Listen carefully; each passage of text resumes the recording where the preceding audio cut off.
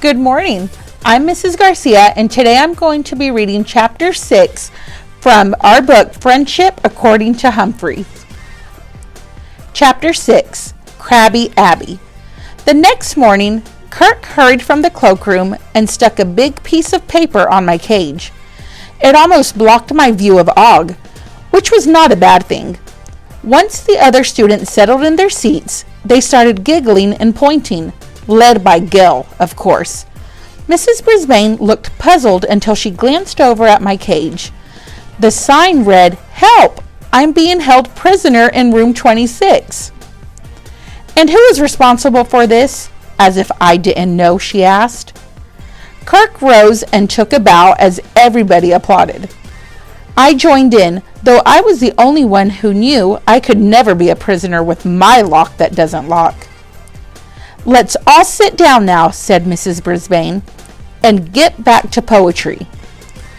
Somebody made a very, very rude noise, and Mrs. Brisbane did not like that one a little bit. "I heard that, Kirk, and I don't ever want to hear it again." During the rest of the week, we heard a lot more animal poems. Most of them were about frogs.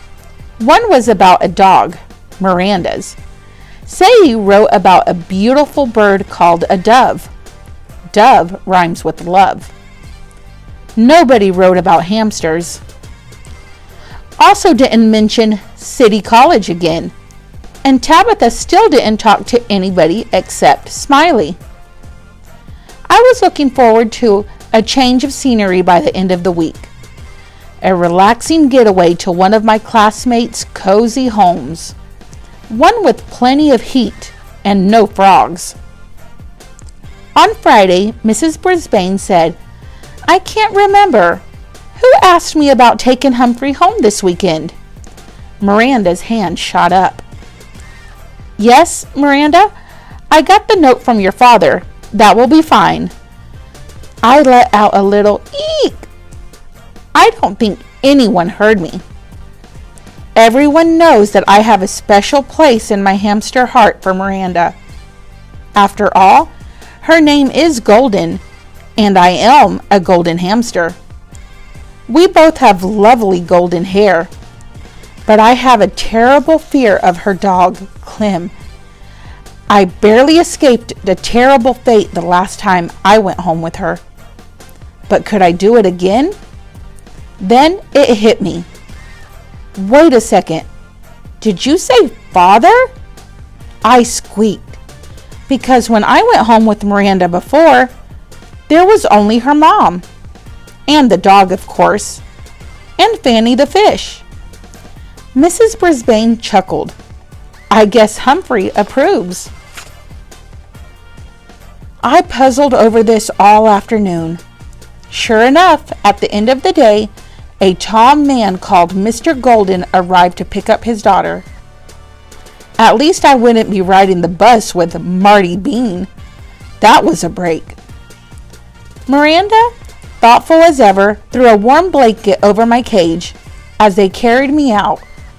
Mrs. Brisbane picked up Og's cage. "I thought you said Og stayed here on weekends," said Miranda. Mrs. Brisbane chuckled. "It's a surprise for my husband. He always enjoys Humphrey, so I thought he'd get a kick out of having Og for the weekend." I felt cold, cold, cold, and we were still inside. I thought the Brisbanes were my best friends of all. Were they ready to replace me with a frog? Once we were in the car, I didn't have time to worry about the Brisbanes. I was too worried about facing Clem again. I could practically see his sloppy tongue and drippy nose and smell that bad breath waiting for me up in Miranda's apartment. What a shock it was when the car pulled up in front of a house, not an apartment building. "Here we are, Humphrey," Miranda announced. "You've seen my mom's place, but this weekend we're staying at my dad's place." A nice lady that Miranda called Amy met us at the door. "Hi, honey," said Mr. Golden, kissing Amy on the cheek. Meet Humphrey the hamster." "Cute," Amy replied. "I think he should stay in the girls' room." "What about the living room?" asked Miranda. "Or the dining room table?" "I think he'd get in the way," Mr. Golden said. "Let's go to your room." Miranda's room in the apartment had a bed, a desk, a fish tank, and stars on the ceiling. Her room in this house had 2 beds, a dresser, a desk, and no stars. Everything in this room was pink, from the walls to the bedspreads to the carpet on the floor. A girl about Miranda's age was sprawled across one bed reading a magazine. "What's that?" she asked in an unpleasant voice. "Humphrey, he's our class hamster," Miranda explained. "Well, he's not staying in my room," the girl stated firmly. "It's Miranda's room too, Abby," Amy said as she came in the door behind us. "Put Humphrey on the desk." Miranda thoughtfully opened my cage to straighten out my ladder and my water bottle, which had slid around during the ride. "Mom, I have to do homework on that desk," said Abby, sitting up. Huh?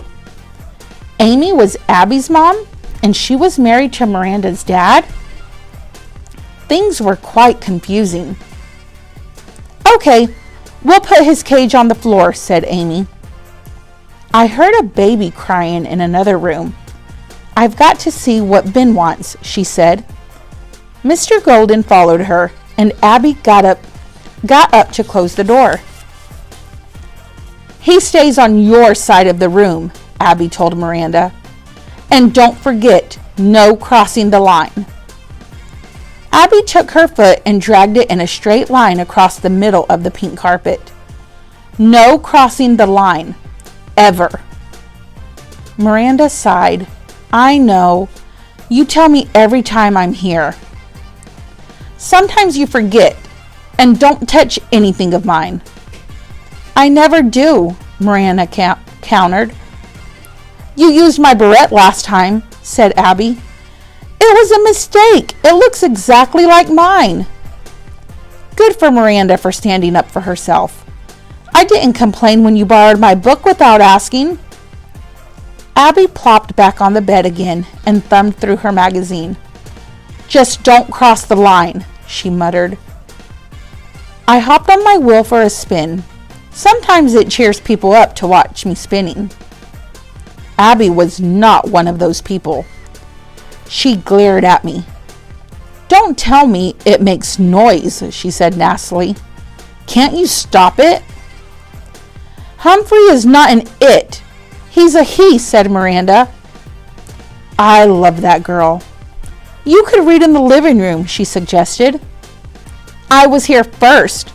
Abby suddenly slammed down her magazine and stood up. "Okay, anything to get away from you." After she left, Miranda leaned down close to my cage. "I was hoping she'd like you, Humphrey.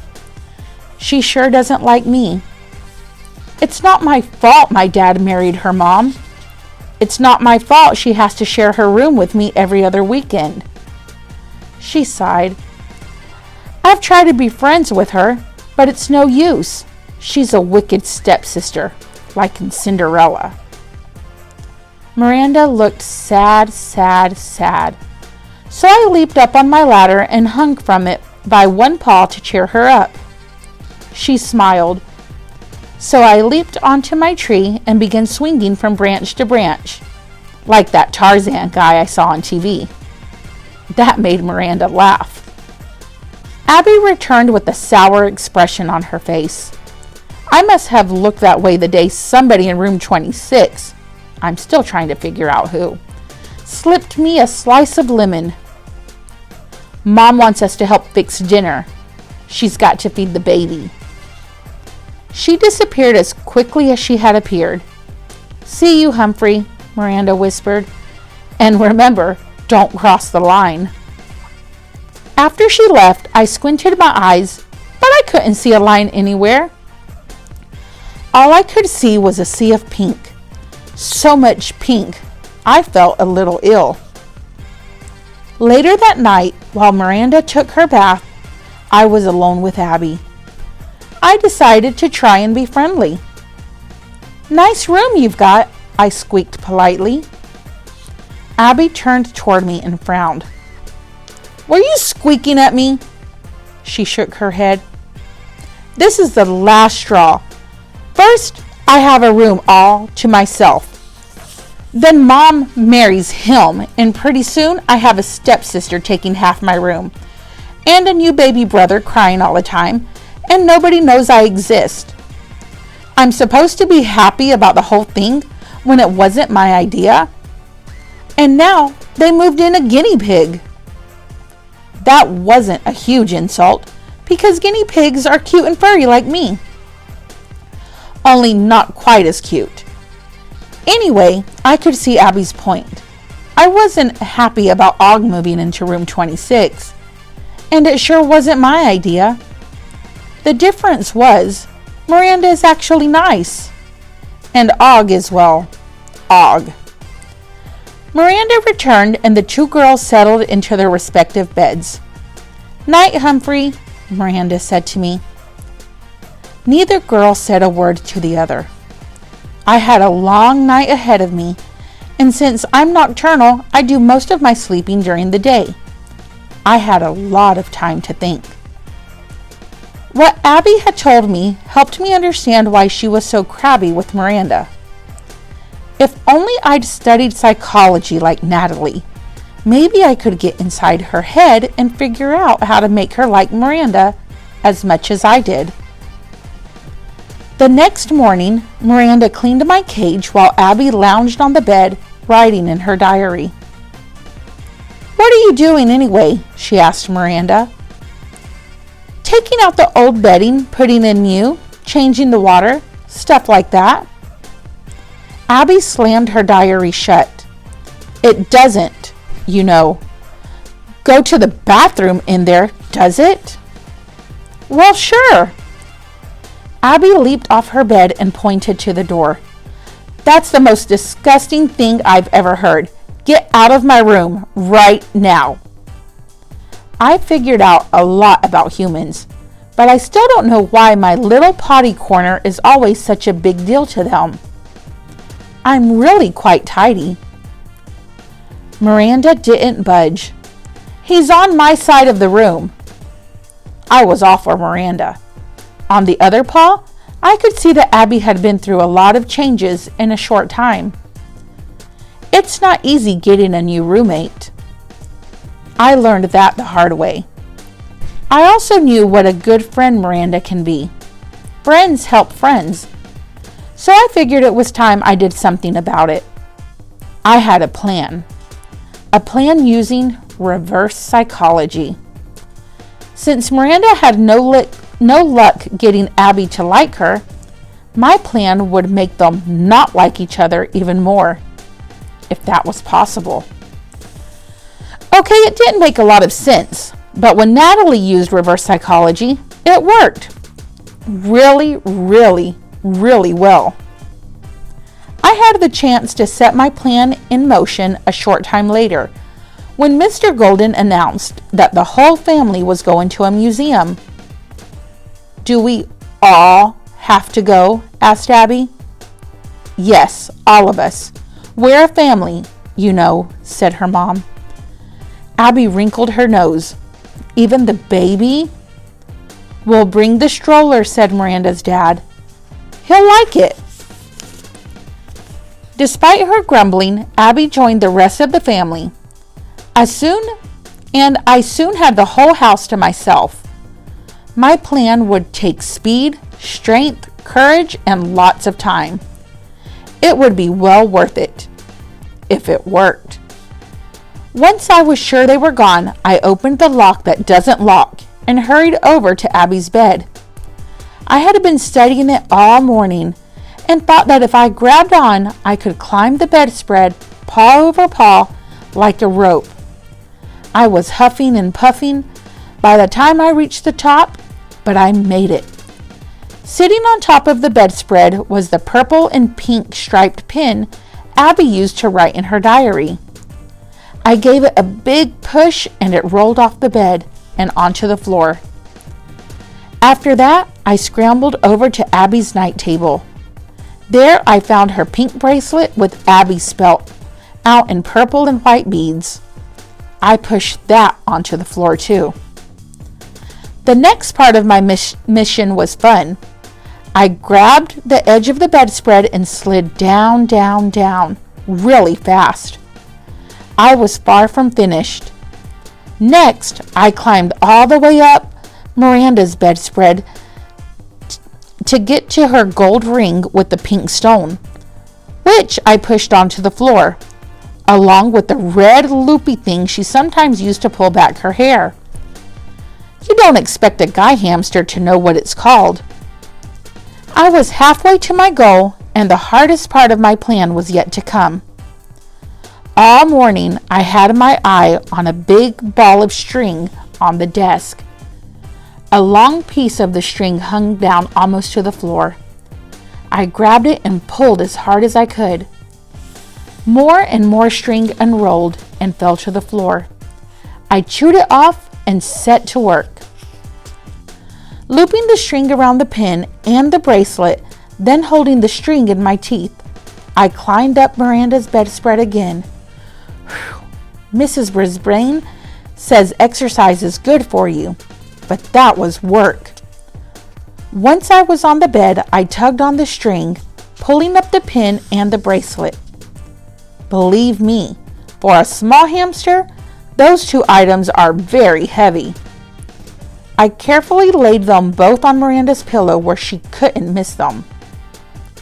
As tired as I was, there was no time to rest. I slid down to the floor, looped the string around Miranda's ring and the hair holder, and pulled them up onto Abby's bed, laying them on her pillow. I'm happy to say those two items were not as heavy as the others. When the girls came back, Miranda would find Abby's belongings on her pillow. Abby would find Miranda's things on her own pillow. I scurried back to my cozy cage and closed the door behind me. I wanted to be safe when the fireworks begin. Little friends may prove to be great friends. Aesop, writer of fables. That's the end of chapter 6.